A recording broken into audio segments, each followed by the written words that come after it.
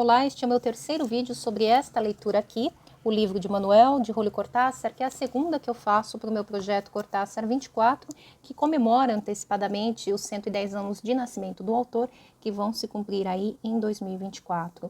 Nesta terceira das 10 partes em que eu dividi o romance, nós temos basicamente dois grandes eixos temáticos. O primeiro deles, claro, as questões sociopolíticas que interessam as personagens e que formam o pano de fundo deste romance como um todo, e, por outro lado, as relações interpessoais aí neste grupo de amigos e conhecidos. No final da sessão anterior, algumas das personagens, aliás, uma errata, elas ainda não estavam no apartamento do casal Suzana e Patrício, tá? Elas estavam ou no apartamento do Andrés, que eu acredito que seja o protagonista deste romance, ou a caminho, do apartamento desse casal de amigos, num bar ou num restaurante. Enfim, no final dessa segunda sessão, elas estavam conversando sobre algo que elas chamam de a contestação, e que seria um conjunto de pequenas ações realizadas em lugares públicos com o intuito, claro, de chocar os cidadãos presentes. Então, seria aí uma forma que elas teriam encontrado para, enfim, contestar mesmo, protestar contra o status quo, e seriam ações antissistema, que, aliás, no seu teor, me lembram bastante cenas de teatro do absurdo. Tá? São bastante cômicas. Enfim, no começo desta terceira sessão, já no apartamento aí sim, da Suzana e do Patrício, eles continuam conversando sobre ações semelhantes, agora envolvendo aí, a sabotagem na venda e na compra de alguns produtos. Eu vou tentar dar menos spoilers neste vídeo, tá? Mas o que interessa de fato a estas personagens é um plano muito maior e ambicioso que eles chamam de a foda. Já havia várias referências nas sessões anteriores a ele, mas é aqui que ele começa a ser colocado em prática, tá?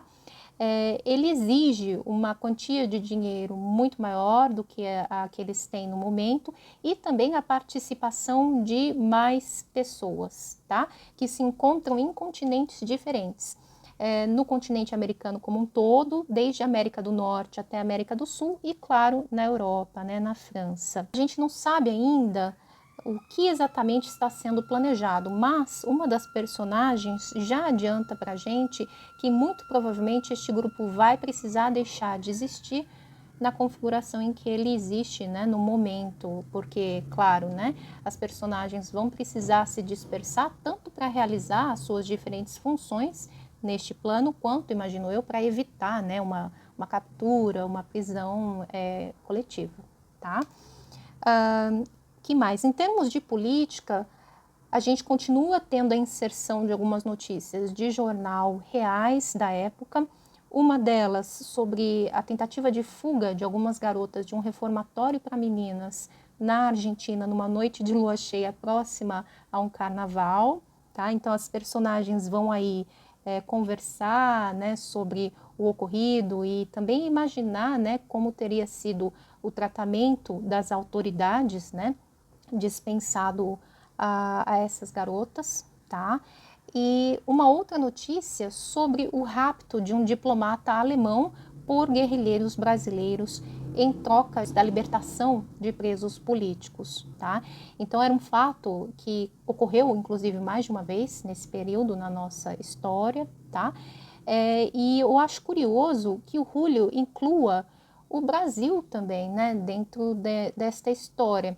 Então, ele não está só interessado na realidade do seu país de origem, da Argentina ou da América Hispânica, Ele fala da América Latina como um todo. Uma das personagens que surge aí, por conta deste plano, é inclusive brasileira, tá?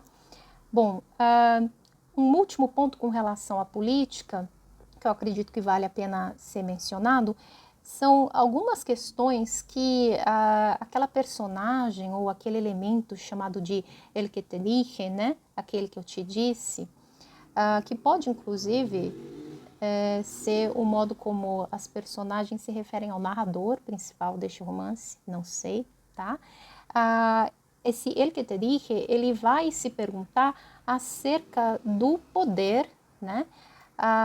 E do impacto que ele tem sobre os indivíduos que o possuem, tá? Então ele vai imaginar aí uma situação de revolução bem-sucedida e de um Marcos, que é a personagem que encabeça aí, né, esse grupo politicamente falando, assumindo uma posição de comando. Então, como ele se portaria, né, caso ele de repente tivesse um poder de fato nas mãos, tá?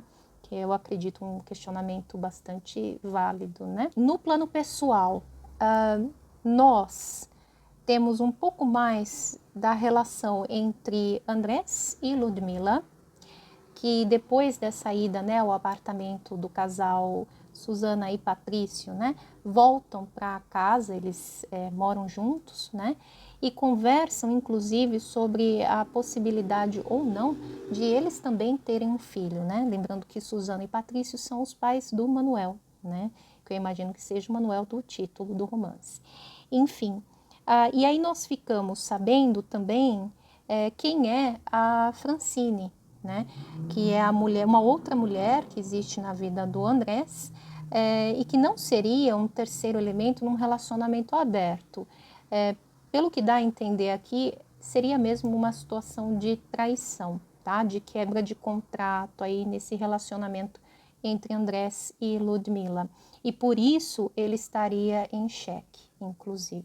Tá? Tem algumas passagens muito bonitas, tanto do Andrés pensando sobre, né, a relação dele com a sua companheira, quanto de diálogos entre ela e ele. Tá? O relacionamento da Susana e do Patrício parece ser um relacionamento mais saudável nesse momento, tá? Apesar de um tom machista aí, né? De algumas atitudes, de algumas falas do Patrício e de outras personagens masculinas do romance. A Susana não deixa barato, ela vai responder, ela vai comentar, inclusive de forma bastante jocosa. Ela fala do ciúme que o companheiro sente dela.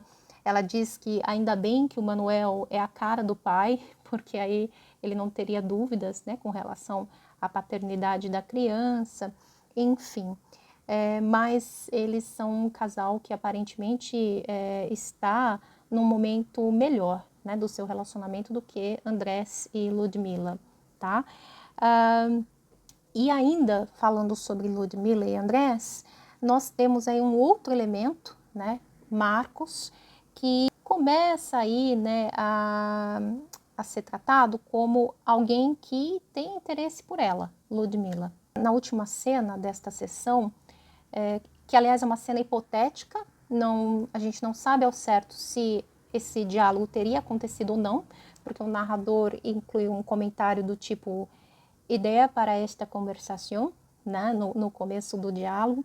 Então a gente não sabe muito bem o que aconteceu de fato, mas o Marcos vai visitar Andrés, Ludmila não está, e aí os dois vão conversando sobre mulheres, né?